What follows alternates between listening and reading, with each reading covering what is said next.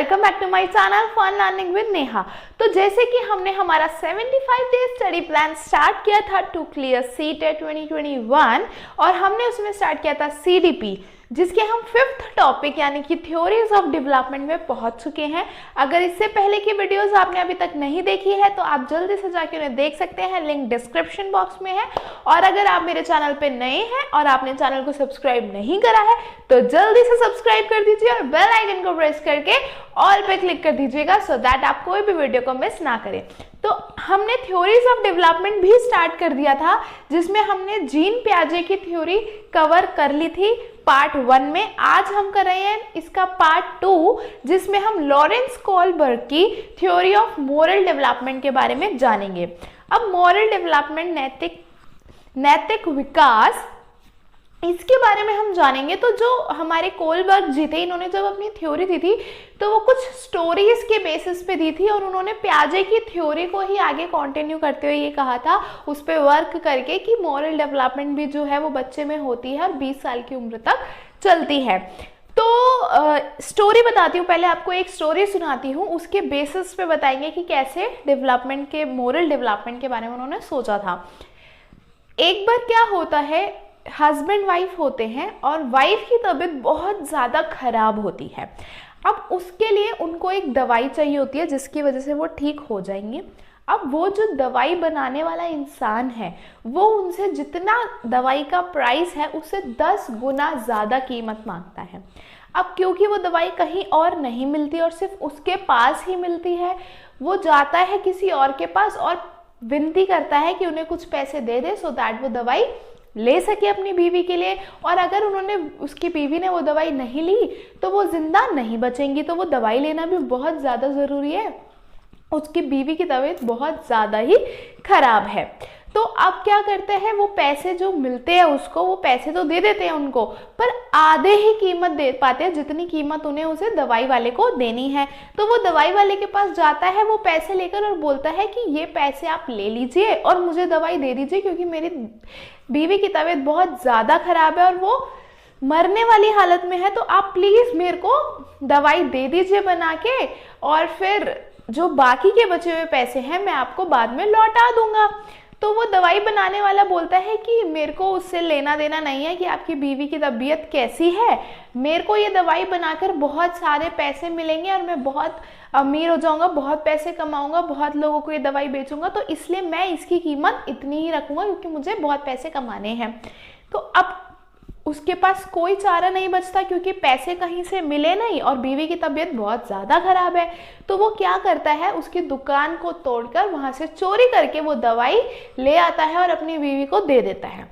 अब आप बताइए, इससे जो स्टोरी से क्वेश्चंस निकल के आए वो ये थे, क्या उसने चोरी करके सही किया? क्या एक पति का कर्तव्य होता है अपनी बीवी को इस तरह से सेव करना? ऐसे मतलब बहुत सारे क्वेश्चंस निकले जिसके बेसिस पे मोरल डेवलपमेंट के बारे में ख्याल आया हमारे कोहलबर्ग को। तो ये स्टोरीज के बेसिस सुनाकर भी आप बच्चे से क्वेश्चन पूछ सकते हैं कि क्या करना चाहिए था, चोरी करना सही है या गलत है, क्या दवाई चोरी करी तो सही किया या नहीं किया। तो इनसे क्या निकलेगी, बच्चे की जो मोरल डेवलपमेंट है ना वो और ज़्यादा डेवलप होगी और ऑलरेडी जो हो चुकी है उसके बारे में भी आपको पता लगेगा। खैर, अब ये स्टोरी सिर्फ इसलिए बताई कि कैसे ये थ्योरी आई। अब हम थ्योरी के बारे में जान लेते हैं। थ्योरी में मेन 3 स्टेजेस है, प्री कन्वेंशनल, कन्वेंशनल और पोस्ट कन्वेंशनल, और इनके 2-2 पार्ट्स है, मतलब 6 सब टाइप्स है, इनके सब ग्रुप्स है। Obedience and punishment orientation, self interest and reward orientation, good boy girl orientation, law and order morality, social contract orientation, universal ethical principle orientation. अब होता क्या है, फटाफट से ये स्टेजेस को हम देख लेते हैं, फिर हम करेंगे कुछ क्वेश्चंस। तो सबसे पहली होती है प्री कन्वेंशनल स्टेज, जिसे बोलते हैं रूढ़िपूर्व नैतिक चिंतन। तो इसमें क्या होता है, बच्चा जो होता है ना, इसमें जो कि 2 स्टेजेस थे डेवलपमेंट की बच्चे की, 2 से 0 to 2 और 2 to 7, वो वाली एजेस इसमें आती है। यहाँ पे बच्चे की जो मोरल डेवलपमेंट है वो घर के साथ साथ कहाँ होती है, स्कूल में होती है। तो इसमें ओबीडियंस एंड पनिशमेंट ओरिएंटेशन का मतलब क्या है यहाँ पे कि इस एज में जो बच्चा होता है ना, जो उसकी मोरल डेवलपमेंट जो चल रही है, उसमें बच्चा बहुत ओबीडियंट होता है या उसको ऐसा बनाया जाता है कि वो ओबीडियंट बने। और पनिशमेंट ओरिएंटेशन का मतलब ये होता है कि उसको पता होता है अगर वो ओबीडियंट नहीं बनेगा तो उसको पनिशमेंट मिलेगी। फॉर एग्जाम्पल, अगर बच्चे को बोला जाता है अगर आप स्कूल नहीं गए तो आपको मार पड़ेगी, तो उस मार के डर से बच्चा जो है वो स्कूल जाता है, तो उसमें वो मोरल डेवलपमेंट होना स्टार्ट हो जाती है कि पनिशमेंट के डर से उसको स्कूल जाना है। मतलब थोड़ा सा इसमें पनिशमेंट दी जाती है बच्चे को सो दैट मोरल डेवलपमेंट हो। फिर आता है self interest and reward orientation. Self interest and reward orientation का मतलब क्या है? दो टाइप्स हैं इसके, एक में पनिशमेंट दे रहे हैं, दूसरे में रिवॉर्ड दे रहे हैं मोरल डेवलपमेंट के लिए। दूसरे में सेल्फ इंटरेस्ट का मतलब यहाँ पे है कि बच्चे का जो इंटरेस्ट, उसको खुद से इंटरेस्ट होता है, उसे दुनियादारी से कोई मतलब नहीं होता फर्स्ट ऑफ ऑल, और उसके लिए हम क्या करते हैं, उसके इंटरेस्ट के हिसाब से उसको रिवॉर्ड देते हैं सो दैट उसके अंदर मोरल डेवलपमेंट हो। जैसे कि एग्जांपल देती हूँ आपको, एक बच्चे से बोला गया कि आपको शॉप से जाकर सामान लेकर आना है, फॉर एग्जाम्पल 30 रुपीज़ दिए, 28 का सामान आएगा, जो बचे हुए 2 रुपीज़ हैं उसकी आप टॉफ़ी ला सकते हो। तो ये जो रिवॉर्ड है 2 रुपीज़, उसके लिए टॉफ़ी के लिए जो हमने 2 रुपीज़ उसको दे दिया, रिवॉर्ड दिया कि अगर आप सामान लेकर आओगे शॉप से तो आपको 2 रुपये मिलेंगे टॉफ़ी के लिए। तो बच्चा उस रिवॉर्ड के लिए बात मानेगा और काम करेगा। तो इस तरह से मोरल डेवलपमेंट दो तरीके से हो सकती है, या तो पनिशमेंट ओरिएंटेशन से या रिवॉर्ड ओरिएंटेशन से। अब आती है सेकंड स्टेज। सेकंड स्टेज होती है कन्वेंशनल स्टेज। अब बच्चा बड़ा हो चुका है, उसे पनिशमेंट रिवॉर्ड से तो लेना देना नहीं है, इतना बड़ा हो जाता है बच्चा इस वाले स्टेज में। इसमें क्या होता है, good boy good girl orientation होता है, लॉ एंड ऑर्डर मोरालिटी होता है। Good boy good girl orientation का मतलब क्या है, गुड गर्ल बनना है या गुड बॉय बनना है। मतलब हर चीज इस हिसाब से करता है बच्चा कि उसको ये प्रूव करना होता है सोसाइटी को, सोसाइटी में खुद को एक्सेप्ट कराना होता है कि I am a good girl या फिर I am a good boy, इसलिए वो ऐसे एक्शंस करता है। तो उससे भी ऑफ कोर्स मोरालिटी डेवलप होती है। अब जैसे बच्चे को बोला जाता है ना, you are a good boy, you should not do this, तुम तो एक अच्छे बच्चे हो, तुम्हें ऐसा नहीं करना, तो वो इसलिए ही होता है कि जिसके अंदर बच्चे के अंदर मोरालिटीज आए। Law and order morality. Law and order morality मतलब बच्चे को इस स्टेज में पता होता है कि जितने भी सोसाइटी के लॉ एंड ऑर्डर है वो उसे फॉलो करने ही है, उसके पास कोई ऑप्शन नहीं है। जो भी सोसाइटी से सिखा रही है, जो कहा जा रहा है उसे करने को, वो उसको करना ही है। इस एज में बच्चे को ये नहीं पता होता कि सोसाइटी के जो रूल्स है वो सही है या गलत है, जो आइडियोलॉजीज हैं वो सही है या गलत। उसकी खुद की थिंकिंग इस एज में सोसाइटी को लेकर नहीं बनती। उसको पता होता है व्हाट इज राइट और रॉन्ग, बट इतना इस लेवल का नहीं पता होता कि उनको चेंज कर सके।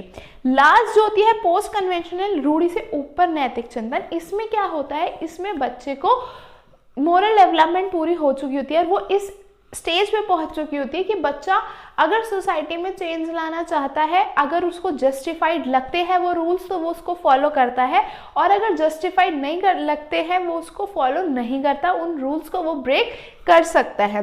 तो सोशल कॉन्ट्रैक्ट ओरिएंटेशन और यूनिवर्सल एथिकल मतलब ये यही बताता है। इसमें बेसिकली बच्चे को उसकी खुद की थिंकिंग सोसाइटी को लेके स्टार्ट हो जाती है।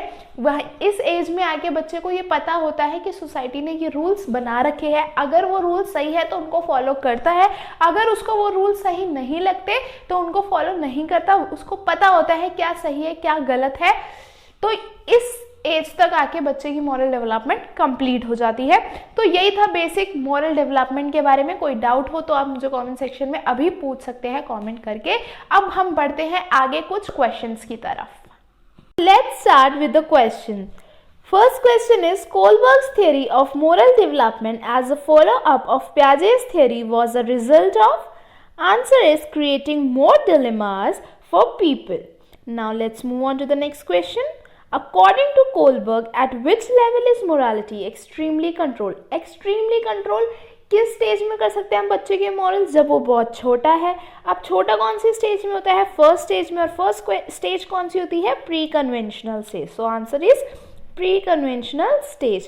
Now next question, which one of the following is not a part of stage proposed by Kohlberg in his theory?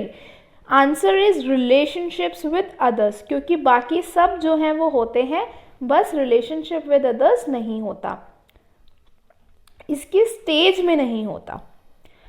Next is children at school follow the code of conduct decided by their teachers.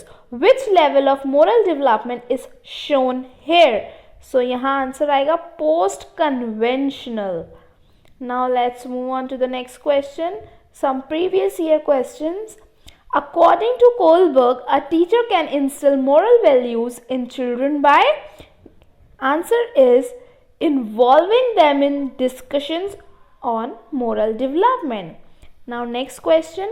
In Lawrence Kohlberg theory, which level signifies the absence of morality in the true sense? तो of course कब morals बिल्कुल नहीं होते, true sense में level 1 में. Now next question. In the context of Kohlberg's stages of moral development, under which stage would the given typical response of a child fall?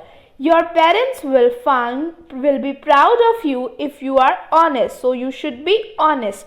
तो इसमें answer का क्या आएगा? Good boy good girl orientation, क्योंकि यहाँ पे क्या सिखा रहे हैं, तुम्हारे पेरेंट्स प्राउड होंगे अगर तुम सच्चे होगे। तो गुड बॉय गुड गर्ल वाले ओरिएंटेशन का ये एक एग्जाम्पल है। So that's all from my side. अगर आपको कोई डाउट हो तो मुझे कमेंट सेक्शन में कमेंट करके जरूर बताएं। वीडियो अच्छी लगी हो तो ज़्यादा से ज़्यादा लाइक करें, ज़्यादा से ज़्यादा शेयर करें। चैनल को सब्सक्राइब नहीं करा है तो जल्दी से सब्सक्राइब कर दीजिए और बेल आइकन को प्रेस करके ऑल पे क्लिक कर दीजिएगा। I will meet you in the next video. Bye bye.